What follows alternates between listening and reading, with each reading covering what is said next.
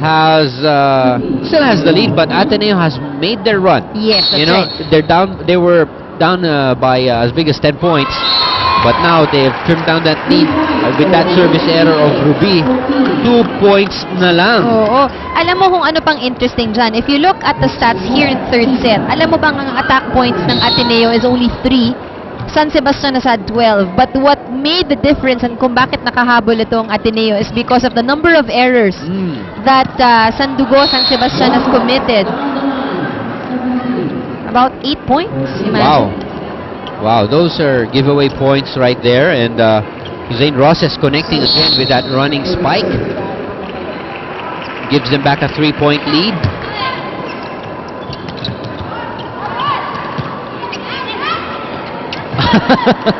Humake pa si Nen. Oh, that one was Yeah, that was Too too long. long. Hindi aabutan talaga ni Ella yun. It's too far. 18-14.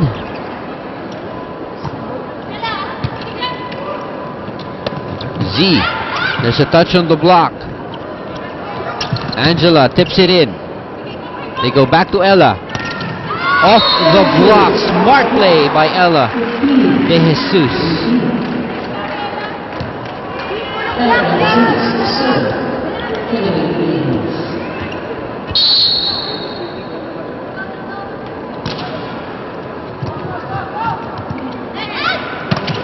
Man blocked. Just to the net, won by Z. Uy, hindi nakapalo si Angela. Now it's a free ball for Ateneo. Alisa! Oh, look at that. Nabuhay itong Lady Eagles.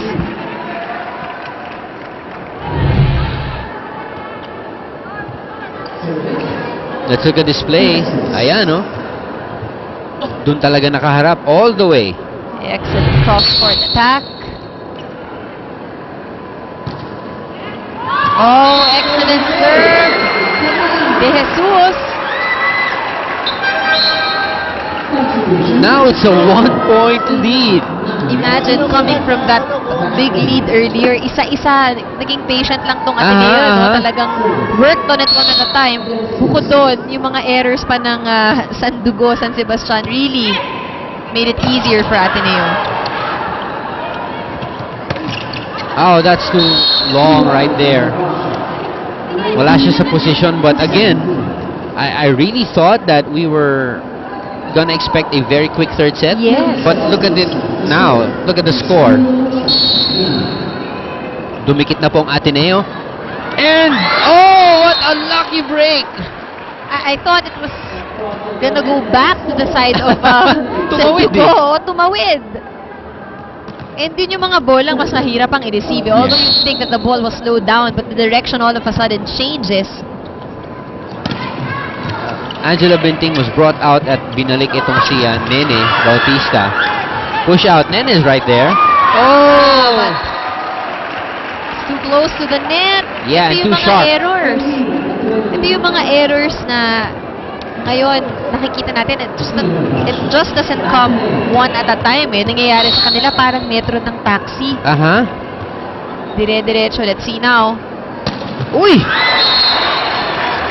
Also on Ateneo's end. Woo! Costly error at this point. Wala eh. Talagang hindi papasok yung Oo. parang hinabol siya. Baka masyadong malayo yung Yung tapon yung niya. tapon niya. Yung toss niya ng bola. Tejada gets blocked.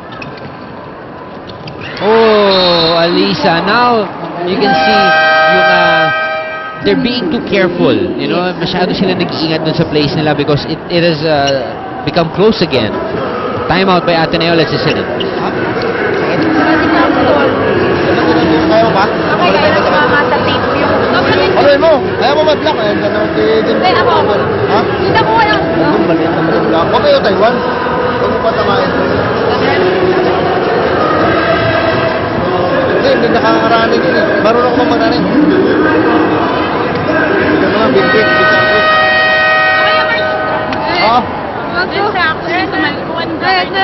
Alright, FU Makati the newest campus of FEU is now accepting enrollees in the following degree programs: accountancy, accounting technology, information technology, and business administration.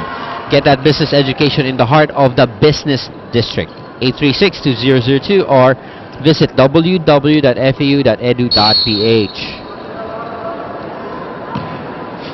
Benito with a serve. Again, Valdez. Well, I did hear Coach Parley Tupas tell her, "Huwag ka paluin mo. Sige, may coverage. Pero if it's gonna be that long, hindi ka Wala kailangan na, ng oh. coverage." Kasi lalabas na sa kabilang side eh. Outside na eh. It's gonna go out the other way, but Jem Ferrer stands on the line. Very crafty. Nakita niya, wala. Hindi nakakapuntos yung mga spikers. She finds a way to score.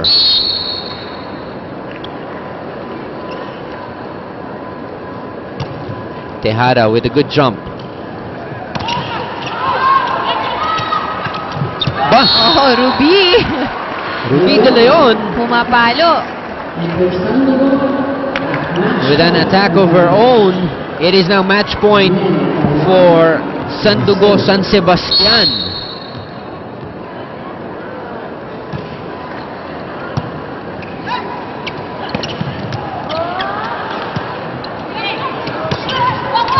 Wow, trying to squeeze it past the block. Ay! Ruby didn't try and save the ball. One match point save here for Ateneo. 24-20, match point still, but it is Alisa Valdez serving for the Ateneo. Outside! Sends that one out. Wow!